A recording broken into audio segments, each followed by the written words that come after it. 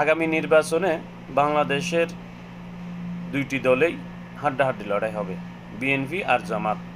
কিন্তু প্রশ্ন হচ্ছে ক্ষমতায় আসবে কে? আমাদের যতটুকু জরিপে দেখা গেছে জামাতে ক্ষমতায় আসার সম্ভাবনাটা বেশি। কারণ হচ্ছে দুইটি, বিএনপি আর জামাতের মধ্যে দুটি পার্থক্য রয়েছে।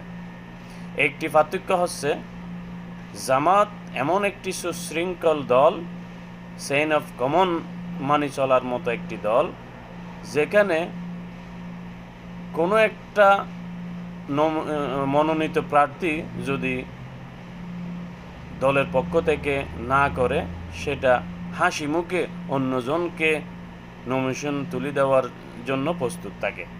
এমনকি বাংলাদেশের 300 আসনের মধ্যে কোনো একটা বিদ্রোহী পার্টি পাবেন না, বিদ্রোহী প্রার্থী পাবেন না জামাতের।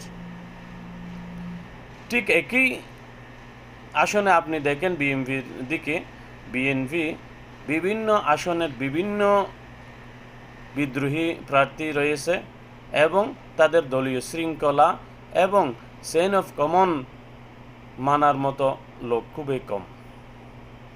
সেজন্য আমরা যতটুকু দেখছি জামাতের জয় হওয়ার সম্ভাবনাটা বেশি।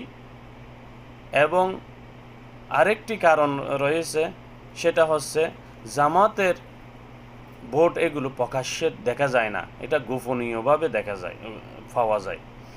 জামাতের যেমন নাকি আমাদের বাঁশখালীতে যে 14 সালে যখন উপজেলা নির্বাচন হয়েছিল, তখন জামাত হওয়ার কোনো সম্ভাবনাই কেউ দেখে নাই, কিন্তু